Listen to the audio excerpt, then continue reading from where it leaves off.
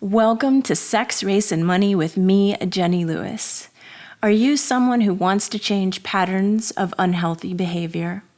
Do you want to learn the personal truth of who you really are and be more of that person every day? Do you want to have more connection and intimacy with your friends and loved ones?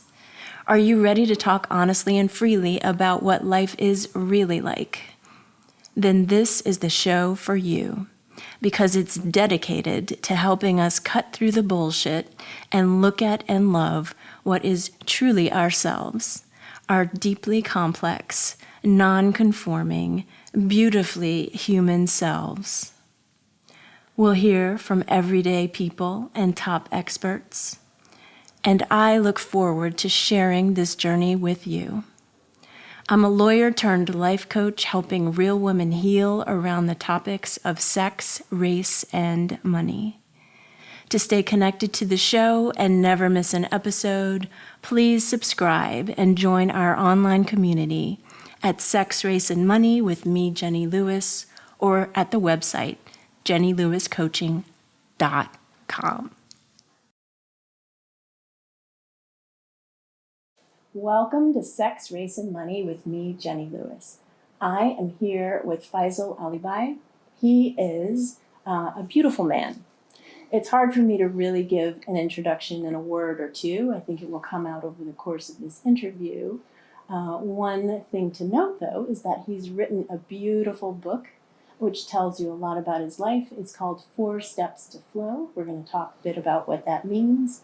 I'll probably pull a quote or two from the book. It's truly inspirational and deeply aligned with the soul of this show, which is all about seeing how life is opening us up to something greater every day. Our greatest challenges are the things that we feel make us successful, maybe 2 entirely different things, and in fact, we may have them reversed. The beauty of this interview is seeing how life presents us with opportunities for growth, bringing us truly into the core of our being in ways that we could not have imagined, that will bring us into a joy and a lightness and a happiness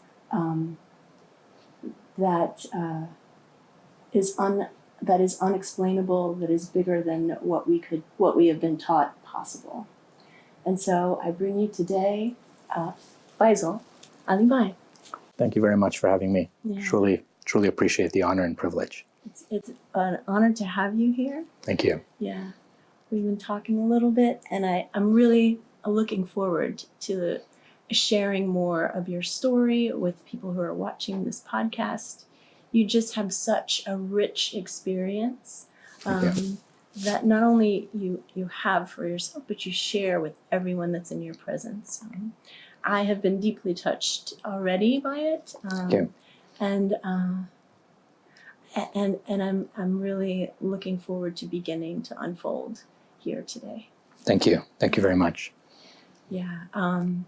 The first thing that comes to mind is there's this idea that you speak about in your book, and it runs through as a regular theme about, and it's come out in a couple of podcasts, one notably with Dr. Habib Sadeghi, about, there's an idea that we're meant to have a life where, we look good from the outside. There are these boxes that we could check. In my own life, it was being an attorney, like making lots of money, having lots of fancy things. On some level, I still have that because it's like my soul. But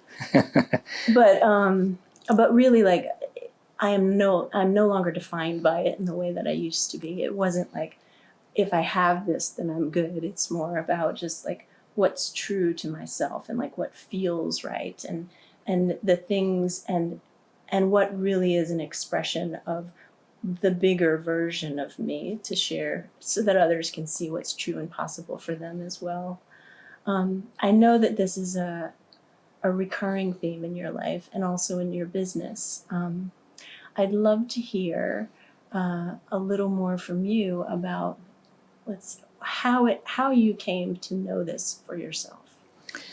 Well, I grew up taking every box of society's definition of success, right? I had the honor and privilege to be, living in multiple countries. I was born in the Congo, I was raised in Belgium.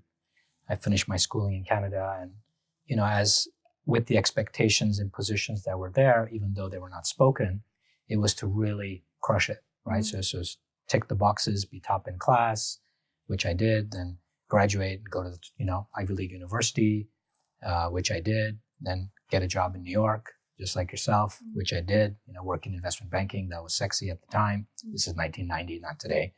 And then started our own companies at 22, 23.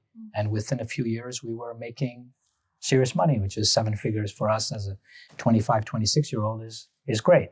So, and the reality was eventually was that, and there's a chapter in the book, and it was actually spending your life proving your worth. So there's a chapter called Am I Good Enough?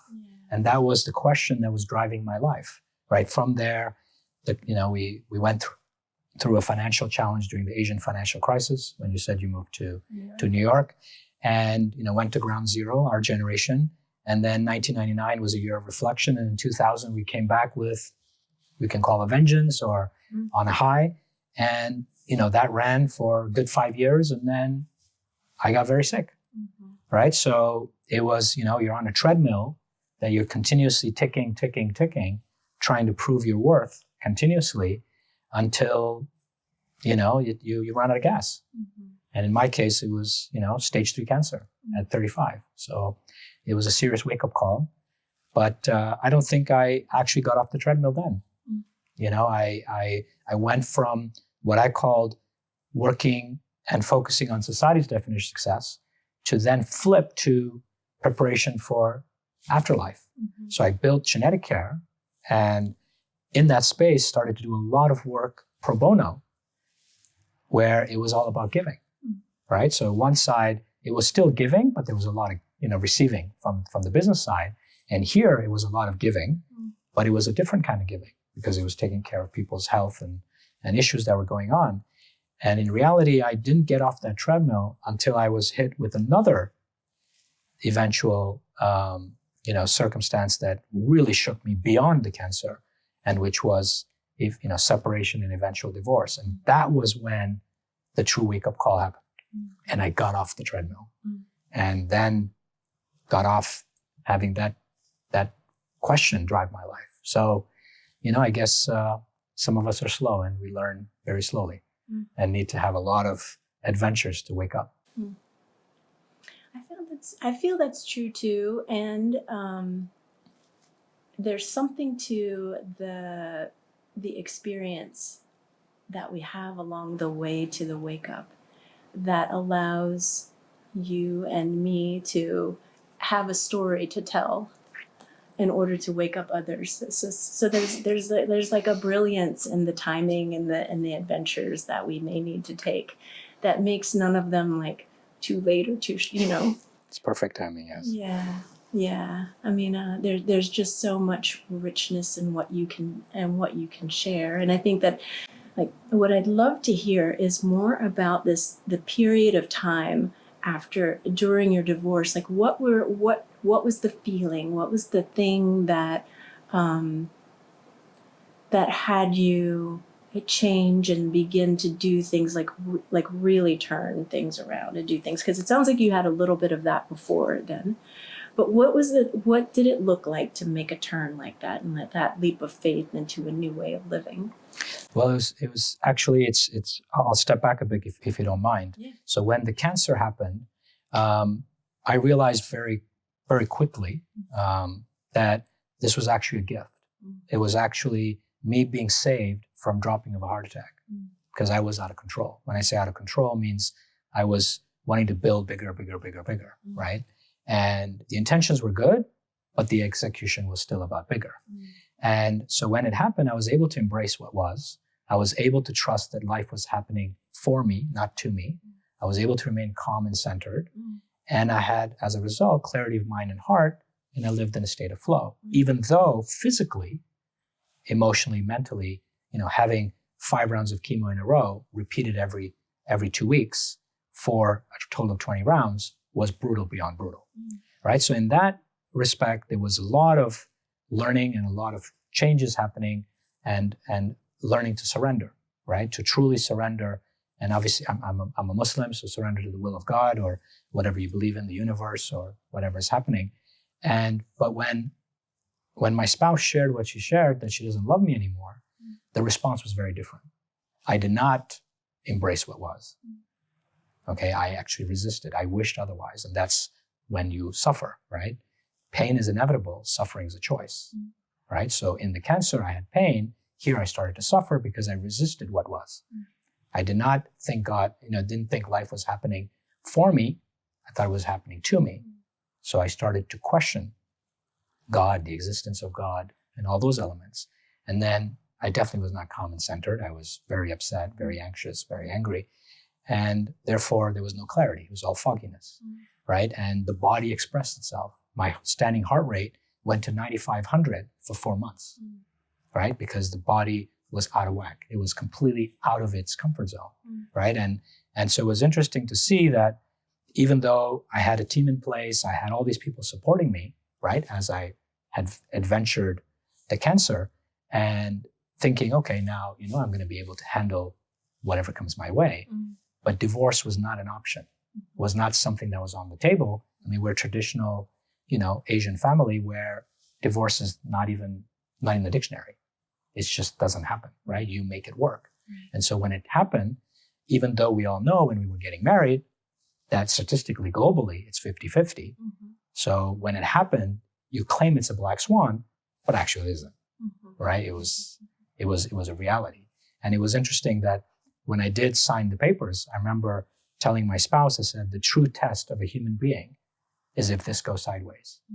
Little did I know that it was going to be me experiencing that test to see and test my humanity, where you say that you love this human being, it's the greatest gift, right? And you are committed for life. And therefore, you give everything you have. And then they change their position. Are you able to maintain that state and that position? Just because they've changed their mind, why do you have to change and shift your ways? And that's the experience I had. And I think in that experience was where I had to really work through that. Am I actually in truth? Was I really in truth when I took that position? And will I be able to maintain that way of being, which God bless I did, right? I treated her exactly the same, right? Without the obviously physicalness and the desire and all of that, as I did while I was married. So I think that's what really took, the depth of shift or learning or whatever you want to call it to another level, because it was beyond something I'd imagined. And there's a chapter again in the book, Till Death Do Us Part, because we're very clearly earmarked where this is not an option, but it happened. Yeah. It's in those moments I find of deep introspection and feeling like alone and abandoned, like from everyone and everything, that I have had to really find who I am, and I think that is the place where I find the greatest depth of my emotion, what it really means to be a human being in this thing we call life, and the experiences that we can't possibly predict. And there is like a quality of trust that is cultivated over the three big experiences of your life. I've had them too. Yeah. I feel like that allows a depth and a foundation to our souls that carries us forward. It's a hopeful type of experience and a connection to something other that's difficult to explain but easy to be felt in those moments. I feel like I'm just going to transition a little bit here to what you talk about in your book, how important it is not to see, I think you called it the seeing yourself, like I seeing myself, but rather than see yourself or learn yourself, which is what could happen in these instances, it's about the being of yourself. Yes. Yeah. Tell us more about what it means to be yourself rather than see yourself, because that was particularly interesting to me, because I often I see myself, I think, look in the mirror and see like who I have become and think that's great. But the being of me is something I really have to have some intention when I do. So yeah, I mean, the thing is that, you know, the seeing of yourself is an external look, right? So you're actually looking from an external, and it's actually a perspective, right? So what do I look like? What do other people think of me? So it's all the ego, quote unquote. I mean, I know it's a word that's been used and abused, but it's and versus my true core. And I'll go back to the being and the doing, right? And remember, they used to call me out that I was a human doing, and my spouse was a human being. And what was interesting was that because I was a man of execution, right? But the reality is that without doing, right, you need to be, and then what? So it's actually to be able to operate in a space where it's the same side of the coin, right? Where there's doing and being in one, in unity, right? And that's where the magic lies, right? That you're able to do and be, right, in that balance. And many of us are kind of, One or you know, the other. waved. Yeah. And this is the thing, you know, this whole concept of one versus the other, right? Even work-life balance is work versus life, right? It's being versus doing. It's, you know, so it's, I think we need to first remove this versus, head versus heart, right? That's why the book is about and. Again, it's if we really look at it, it's head and heart. It's again the same side of the coin. There's no versus. It doesn't have to be. It's the unity. It's in that space where all the magic lies, where you're talking about being, right? And I think that all these different experiences allow us to, again, I'm using the word surrender from, you know, Michael Singer and all the other brilliant people who taught me the basics. And you know, to me, it's not a surrender to a circumstance. It's actually, you know, it's not a giving in or a giving up. It's actually a becoming, right? So you are in that state, for example, the financial challenge or the relationship challenge or the health challenge, and you're being brought to that state to be able to become more of the core you and shed that layer or that ego or whatever you want to look at it from an external perspective in order to go more towards your core. And that's where the being starts to allow itself to resonate, right? So as each event happens, your true core starts to exhibit itself in a more obvious manner, maybe, or in a more true essence. So as these experiences happen, I feel that we move towards more and more our core true selves and our authentic selves, right? As we shed all the stuff we kind of created or accumulated, you know, in my case, all the accolades, right? I mean, and today, I mean, I'll give you an example. People sit there and say, wait a minute, you run this company. You're not a doctor. You're not a family advisor. You're not all these things. And I'm surrounded by all of them. They all have the degrees, right? They all have the accolades. I have none. Okay, yes, I went to UPenn, whatever. Great. But I don't have any of them. But the reality is I have the one thing that many of them don't. And that's the experience, right? The experience of going through this, you know, these experiences that were so challenging that had me really rethink my way of being, right? And to see whether, and really reflect, what I see, is it serving me? What I hear, is it serving me? What I think, is it serving me? What I speak, is it serving me? What I eat, is it serving me? What I feel, is it serving me? What I do, is it serving me? And you can keep going. And you take that blank piece of paper and you reflect.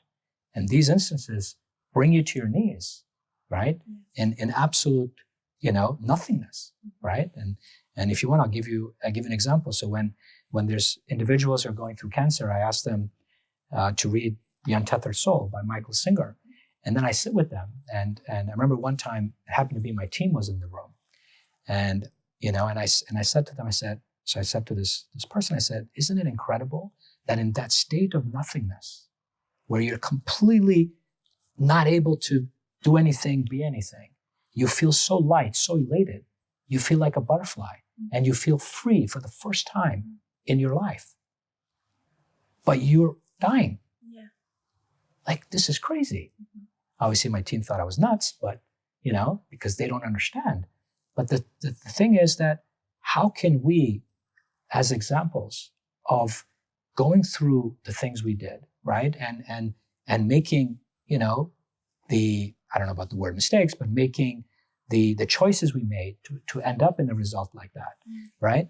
Be able to have others be able to be in that state of nothingness, of beautiful, of butterfly, of elatedness without having to go through that experience. Yeah. And that's that's what we're trying to do by speaking, by sharing, by having the honor and privilege to share today is how can we help them learn from people like us and not have to pay the school fees. Because they're very expensive school fees, right? They're great because we have a story to tell and we get to do what we get to do, right? Which is amazing because I wouldn't be me without these experiences.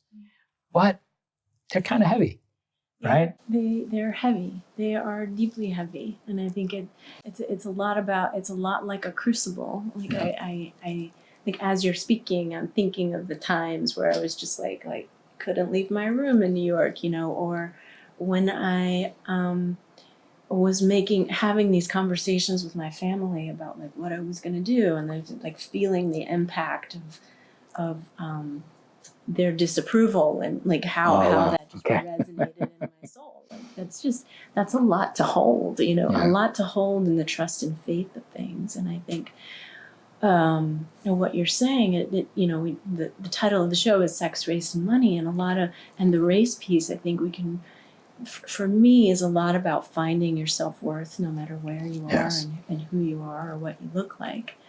And a lot of that too is about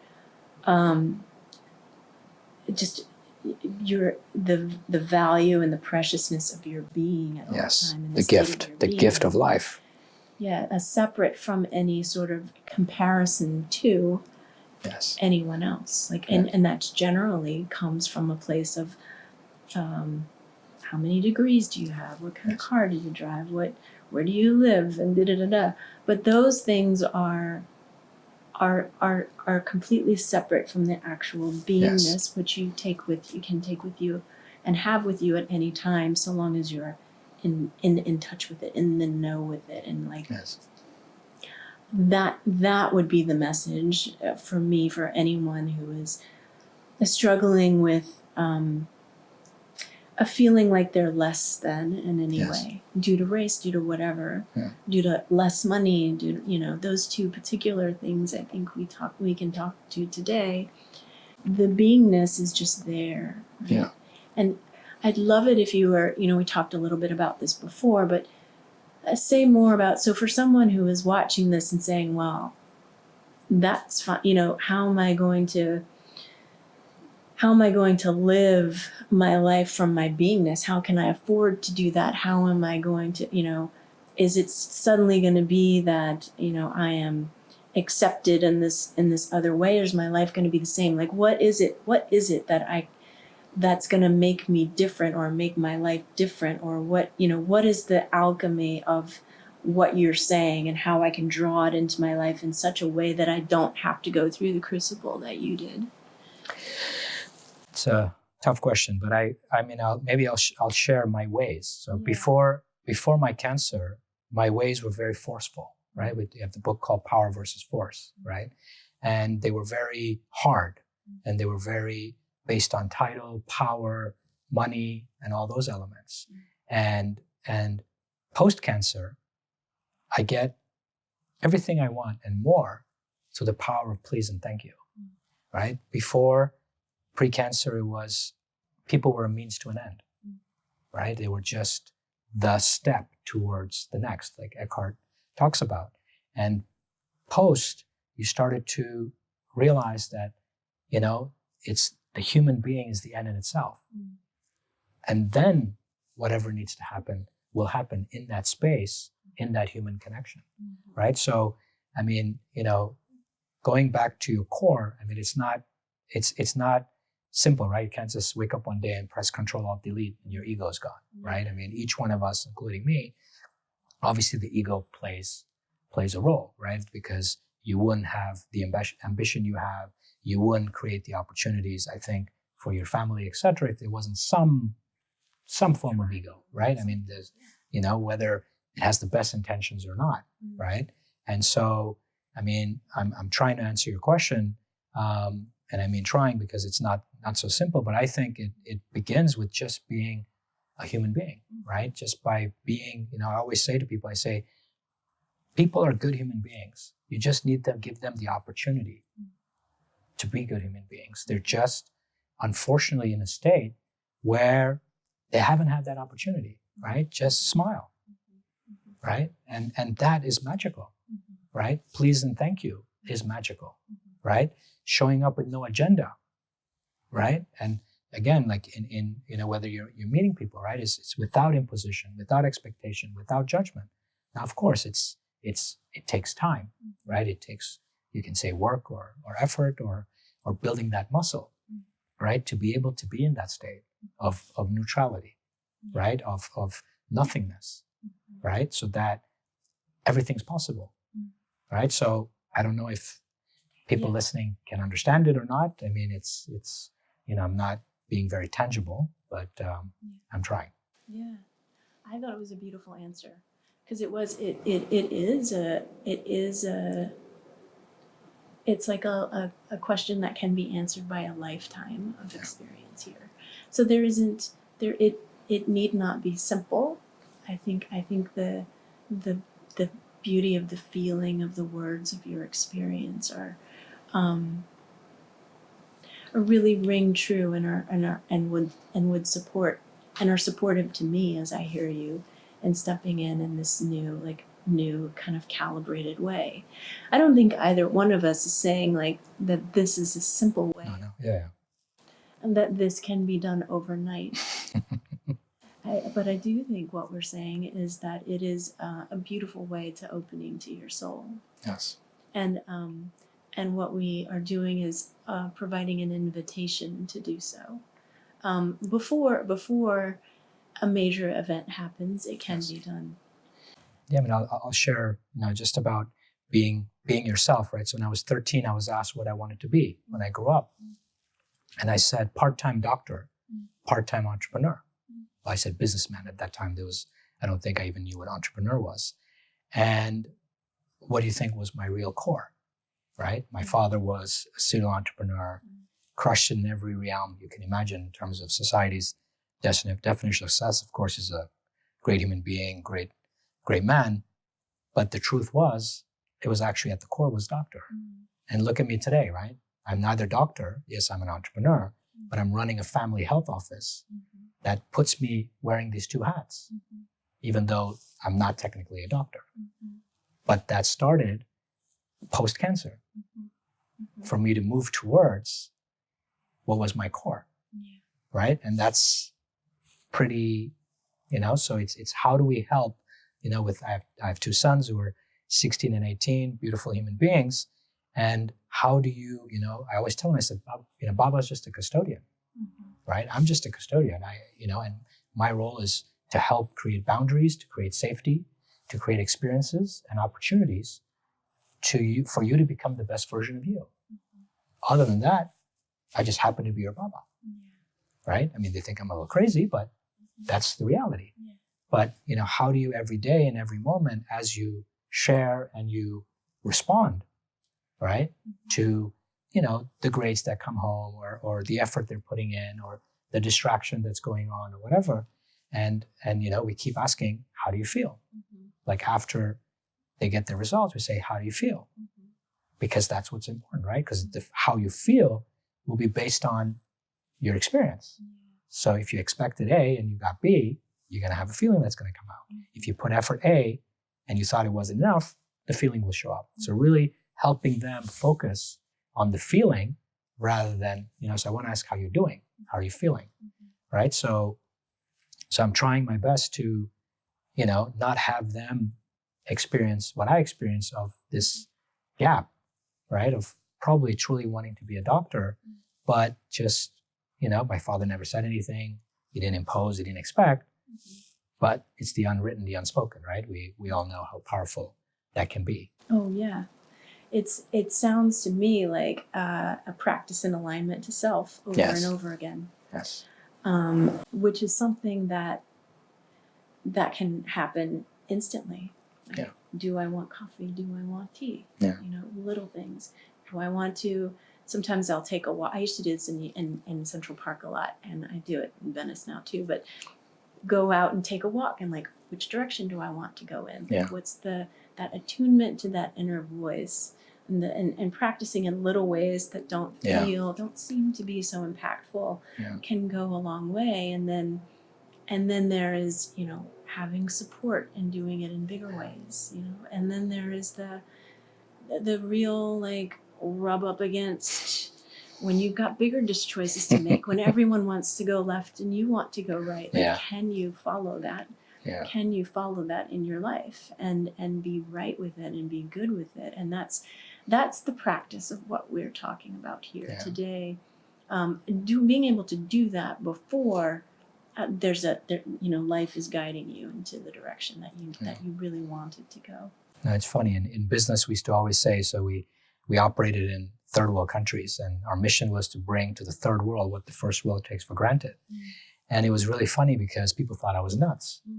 And everybody's response thought that I would respond by defending myself. And actually I said, no, it's great. The crazier they think I am, the more they laugh at me. That means they will not follow me. And therefore I'll make more money.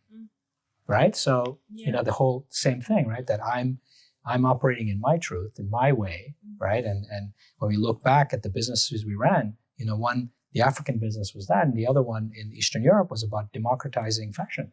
Because in those days, there was no H&M, there was no Zara and all these brands that are affordable. It was either you were wealthy and in fashion or not. And we had the honor and privilege to bring color, to bring fashion, and to bring Disney and Warner Brothers and the football teams to the mass, because we operated in a different manner. We said they are the ones also that are the majority watching and supporting these brands. So why should they not have access to these brands? And we actually made it affordable by having a differential, which is only the royalty. So, and that's why, luckily we were so successful and became the largest licensees in the region, was because we brought that opportunity and that privilege, right? Our privilege for us to serve, right? Not the other way around, that they have the privilege to have Disney. It's the privilege for us to be able to provide that to them, right? So completely, so it's interesting that, now that you're asking, I see a pattern, right? That you're seeing that you're going against the grain, right? And then it's just different now. Right? You're going against the grain, but in a different way. But even in school, same thing, right? In our day, it was my way or the highway in terms of how we were taught. And so what happened? You started to figure out a different way because you were not willing to be told my way or the highway, right? And so I guess there was a lot of experience of going against the wind from a very young age. Yeah. Definitely. I can completely relate to that. There's something, when it's true to your soul, it just feels good. It feels good. And there's a little bit of myself that I think that gets a little fearful in that space, that I'm the memory of this is not going to go over well. Yeah. And there's also the memory of everyone eventually like getting it down the road, and that allows me to just be like, whatever, I'm just but you gotta stick. It's not so simple to stick. It really isn't, I mean, when I started, everybody laughed at me. 6 years ago, when I built, Qineticare, which is the world's first family health office, they all laughed. Like, they literally laughed, because we knew we were 5 years ahead of the curve. But we needed to build the foundation and to build the fundamentals to when they were ready, right? We used the term well-being 7 years ago when everybody was still warming up to wellness, right? And today, as you know, well-being is now the next sexy word, right? With the expansion, right? And so I'm again, it's we've learned that being laughed at is a good thing.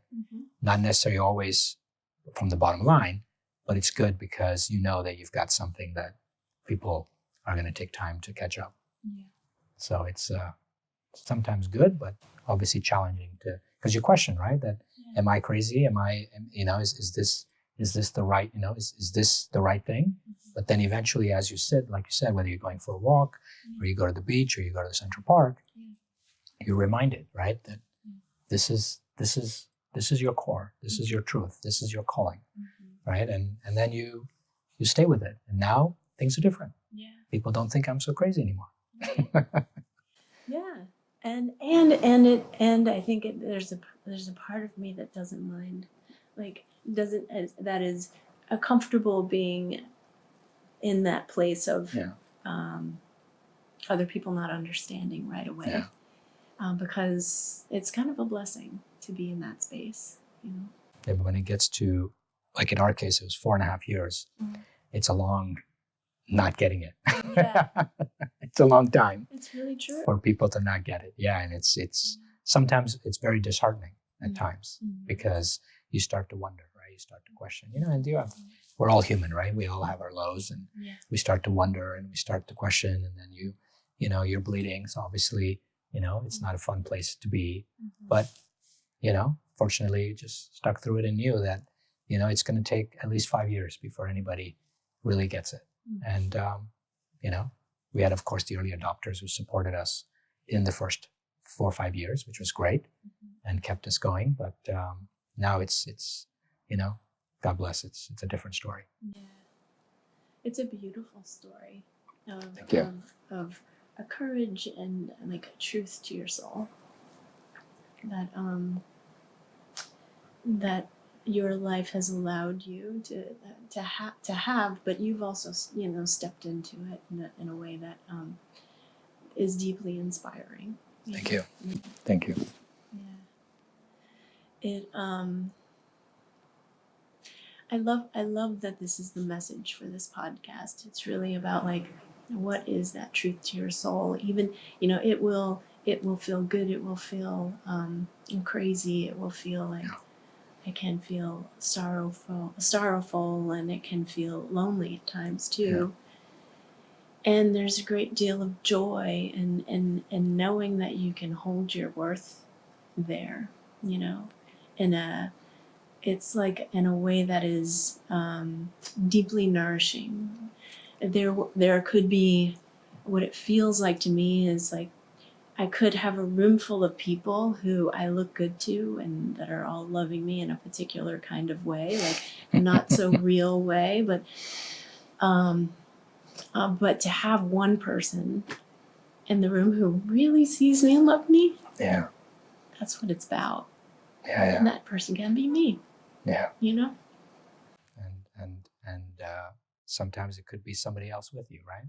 It doesn't have to be. I mean, I've been going through some challenging moments recently, and at the end, you things, like I said, are starting to move in a beautiful direction, and then you're happy. You share with your team and whoever you want, and then you ask yourself, and then what? Yeah. And that's where you're coming from, right? That that one or multiple human beings that truly understand, that truly get you, that truly are willing to spend the time and energy to be there, right? As you morph into whatever you morph into, right? Over time, right? And as you shared, right? That yes, it can be self, and that's what we've been trained, right? All the masters I'm surrounded with keep training me that you need to be able to be full inside and not attached. And I'll share a story. When I was diagnosed and I was not given very good odds, I had to prepare to go, right? And so every time I had a PET CT, which was many times the first year, I would visualize saying goodbye. And, with tears and a lot of, pain, I would be able to say goodbye to my parents and my brother and my cousin brother and eventually my spouse at the time.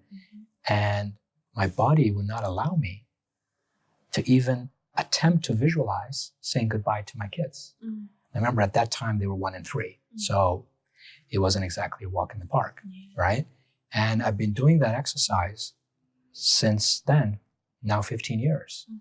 And a year and a half ago was the first time with tears that I was actually able to visualize saying goodbye to my two boys. And I thought I was numb, because how is it possible? And of course, the masters celebrated, and they were all happy. They said, finally, you're no longer attached, and you've let go and all of that. And you're just like, these guys are nuts, right?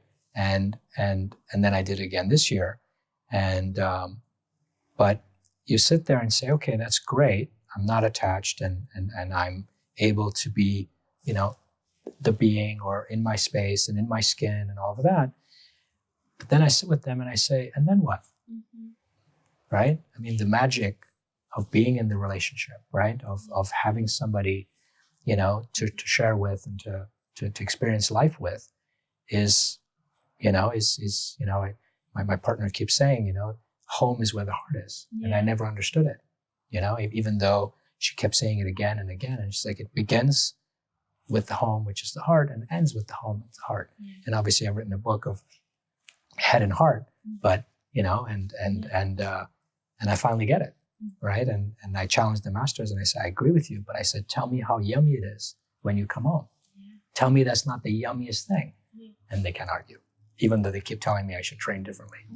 So I don't know if I assume that's where you're coming from, but you want to start from within, right? I mean, the tears were there, I assume from a relationship, right? That a relationship with self, a relationship with others. I think it's just the thing that I've really learned is that I used to think that I had to grasp for the people around me or else I would have nothing. Yeah. I think the tears are a lot around the joy of seeing that isn't true. Yeah. I have my friends here, and there's just so many adventures we go on together. Yeah. It's just a beautiful gift. Yeah. But it's at times still challenging, right? I mean, people, I remember people kept telling me, but that's my journey, right? It's the new comment, right? Then when things go not what we want, but what we need, people keep saying, but that's my journey, right? It's easier said than done, right? I mean, we can sit here and talk about all the challenges and what a gift it was, but in the moment, it's definitely not a walk in the park, right? To be able to, I lived for the first 9 months after diagnosis. I remember going to my kinesiologist, and to make a long story short, she basically said to me, she said, you're an arrogant human being. You should prostrate and beg for your life. And that's why you are in this position, right? And interestingly, not understanding where she was coming from and what was going on, I spent 9 months praying from one namaz to the other, from one prayer to the other, begging to be alive for the next prayer, because I took a nap between every prayer, right? So, it's great to be here today, to be able to share, but in that moment of begging to be alive for the next prayer and living that way for 9 months was actually a reality of how we should be living every day, because we don't know if the next moment is going to exist, right? But why do we need to be brought to that absolute state to even understand what the gift of life is, of what the gift of this moment, of sharing, of expressing, right, is? And it's sad, right? When you think about it, that, and I hope that, from the time I've spent with my own 2 boys and whoever I spend time with, I'm able to, help them not have to go through, so much adventure, as we call it, right? But who knows, right? We all get what we need, not what we want. So that's it. There may be more for them. You never know. Yeah. And a really sweet and solid baseline will have been provided. Yeah. Yeah, we always say 95% is video, 5% is audio. So I try my best to be a good example. I don't know, but we're all a work in progress. I think I know that you are a beautiful example. Yeah, deeply. Thank you. Yeah. Oh my goodness. This one is beautiful. Let's see. I really love that spot. I think I really love the richness of the naps and prayer, and just being prostate to life, and the trust in the beauty of that. It's and the awakening to so much more. There is like the ups and the downs, and that's just real, and it really brings us to the core of who we are. I think what I'm feeling from this conversation is like how important finding that being is, and those ups and downs, and being with your heart, being with the heart of one who means so much to you. Yeah. And just knowing that it's true, knowing that even in the years where people may laugh at you, that you will be met, that you will be met. Yeah, in perfect timing. But it's the trust. It's the knowing. I mean, knowing is easy to say. The trust is what you need to I won't use the word hope, but just to trust that life is happening for me. Yeah. And that I had somebody yesterday tell me they're having a very challenging day, and I remember when my standing heart rate was 9,500 for 4 months, and I went for a silent retreat, and he asked me to do a rosary of "It is what it is, it will pass," right?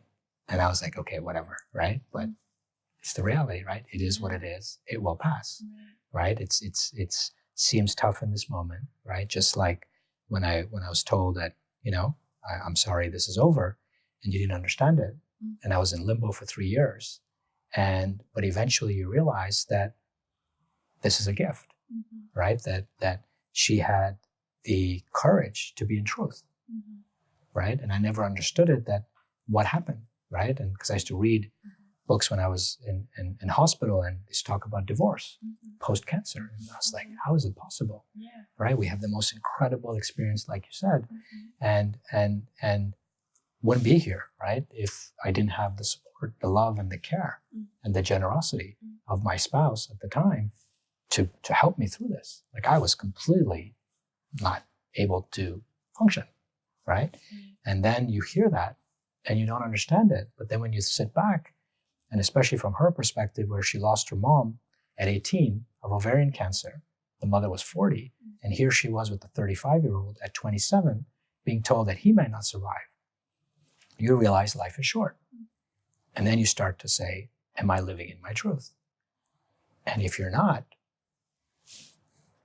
then let's take a position. But at that time, I wasn't ready to listen.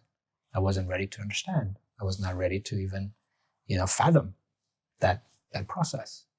But, so in hindsight, yes, courage, chapeau. But at the time, I promise you, it was, I begged more, I cried more, I wished more than any other experience in my life, right? And, and for most people, they find it strange, right? That, oh, you mean in cancer, you were actually told that you might go, and here, there's no going. But what a contrast because it's the meaning, right? So you control two things in life: the meaning you give to everything that happens and your response. So the meaning I gave when the financial crisis happened versus the health crisis versus the relationship were very different.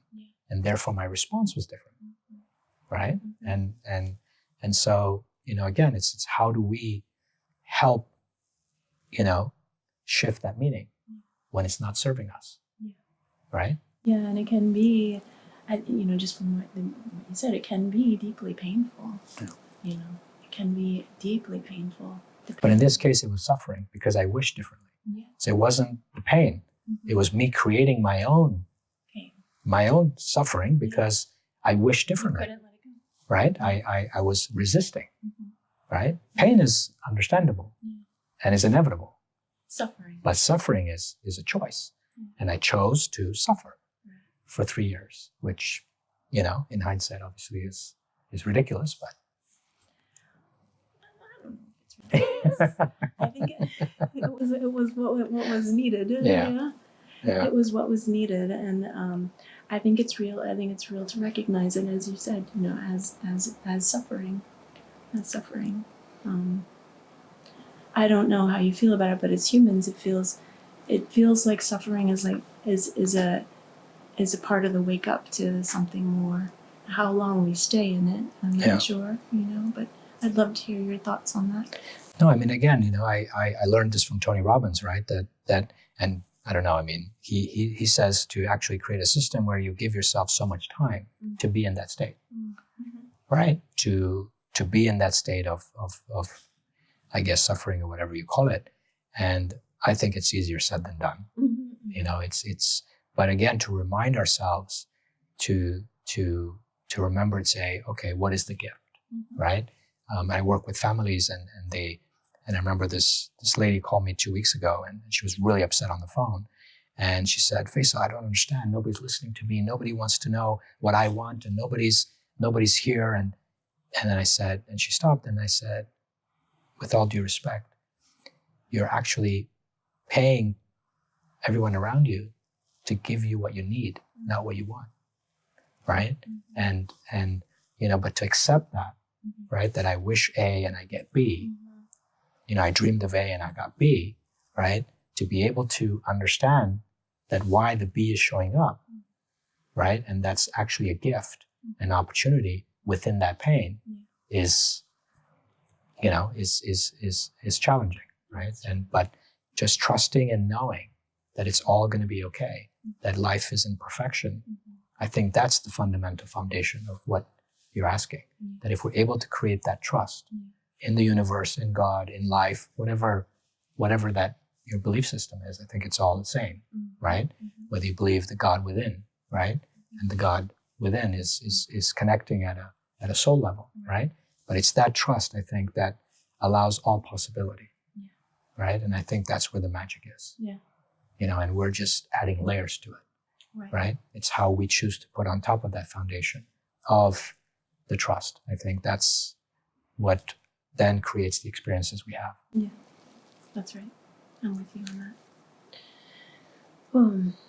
I feel like that the magic of the trust, that is a beautiful place to kind of land this. And it's actually a quote that I was reading your book this morning. Okay. It relates directly to the quote. Okay. I'll read it now. It's right Okay. here. The more egregious and apparent the setback to our hopes and dreams, the more likely it is to have the potential for it to be the making of us. Yes. Yeah. So we've talked about many things today. We've talked about the making of us. Yes. Coming into resonance with our soul, and being able to turn left when others turn right. Being able to be in the place, home is where the heart is, being in a place of lovingness. Yes. And moving through the waves of life and tuning in at a time before the adventure, if possible. Only given a few ways of doing that too. Yeah. And so, from two adventurers to many others, we're gonna sign off with Feisal Alibhai. Thank you very much. Truly, thank you for having me here and giving me the honor and privilege to share. Thank you. To stay connected to the show and never miss an episode, please subscribe and join our online community at Sex, Race, and Money with me, Jenny Lewis, or at the website, jennylewiscoaching.com.